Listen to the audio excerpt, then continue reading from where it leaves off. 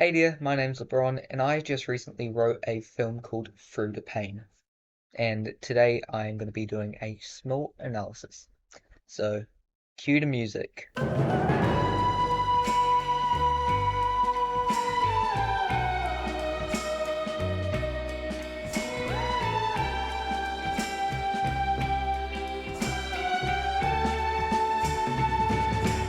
So, to get things started, it's kind of a love story, but that's not the main theme of it.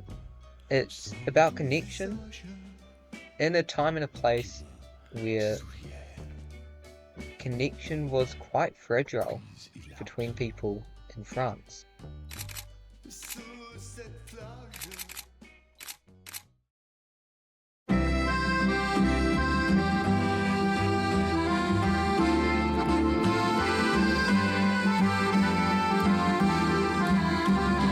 Act 1 is all about distance. So in the first act, we start off by meeting our two main characters, Emile, who is a shy filmmaker, and Clemence, who is a defiant painter. So as the main part of the story goes, they live across the alley from each other during the Paris Street riots. But instead of storming the streets like every other student, they just watch each other from their bedroom windows. I wanted the window between them to symbolize how close we can be to someone while still being completely separate. Quote, "She fascinates me and terrifies me. Naturally, I've signed her a starring role in my next film. He's romanticizing her from a distance. He's not really seeing her. He's writing a script about her, and she knows." Quote, "I think he's in love with his camera, or maybe just afraid of real eyes. There's this tension between watching and being seen, and that becomes the core of the act. They communicate through glances, and eventually through a yo-yo string, sending notes, sketches, and pieces of themselves across a literal divide. Quote, "If I filmed you tomorrow, would you draw me today?" End quote. Start quote. "He can earn the rest." End quote. The symbolism here is quiet but deliberate. The window is protection. The yo-yo is trust. Fragile, placeful, and easily cut. And the fact that they never speak aloud in this act is on purpose. This is the rehearsal for real connection.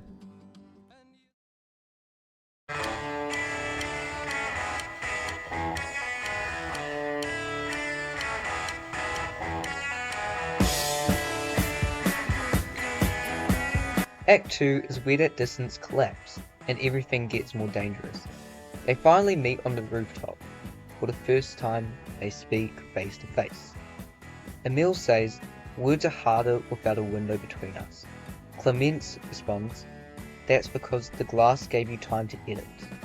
This act is mainly about risking vulnerability.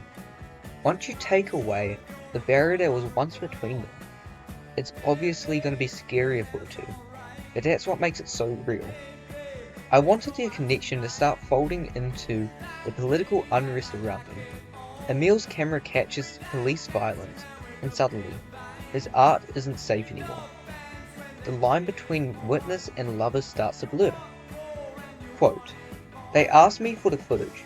I said it was art. They laughed." Here, Clemence feels betrayed, not only because Emile left, but because he didn't say goodbye to her. Clemence further said once they met up together, "You went out without telling me." Emile responded with, "Would you have stopped me?" Clemence ended it off by saying no, but I'd have watched the whole time. I love this exchange because it captures something real about relationships, that watching someone live fully is both beautiful and painful, especially when they might not come back. By the end of Act 2, Emile has sent Clemence a letter. She opens his letter and sketches a new image, not of him, not of herself, but of the alley, empty. And then she flips it over. One word, open. That's a reply, not a confession, just permission.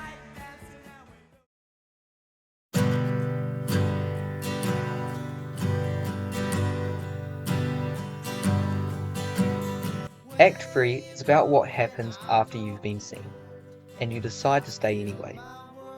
They meet again, not at the window, not even on the rooftop, but for the very first time in this play, on the street. Clemence gives him a film reel, one she made herself. It's her version of the truth. Clemence says, quote, "I filmed myself becoming." That line to me is the thesis of the play. It's about how connection changes you, how being witnessed helps you evolve into someone braver. They're not trying to impress each other anymore. They're just there. At the very end, Clemence brings a new painting. Shows both their buildings, but no windows, just an open space, a garden. Quote, "I think we outgrew the pain." They sit, not facing each other, but facing out, side by side. The final image is Emil holding the yo-yo string, not as a lifeline, just as a memory.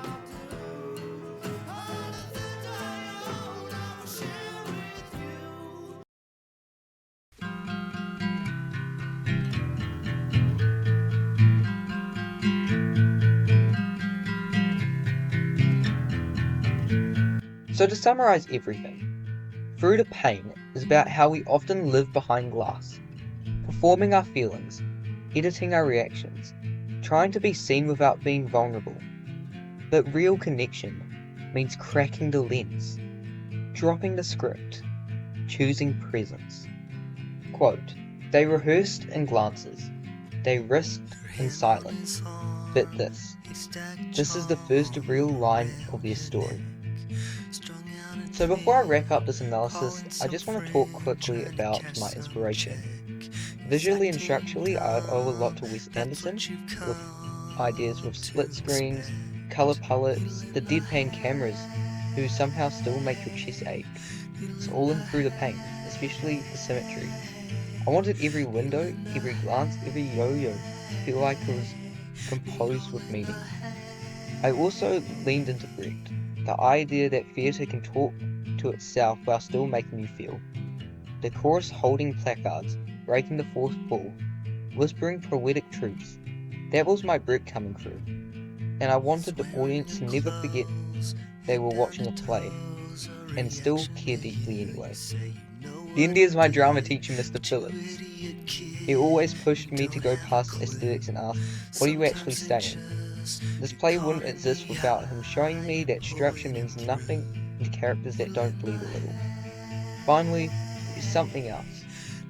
Well, someone else, as I may say. There's this girl, the kind that makes you listen to French songs at 1 a.m. and suddenly you're crying over lyrics you barely understand. She didn't write a word of this play, but she's everywhere in it. Because when you loved someone through the glass, or distance, or fear, start to understand why windows matter, and why sometimes you have to open them. So, thanks for watching. If you've ever fallen in love from afar, try to capture the feeling before you were even brave enough to live in it. I hope Through the Pain makes you feel seen. If you're someone who wants to know what it means to wait at a window, I wrote this for you. Now on the bus, nearly touching this dirty retreat, falling out.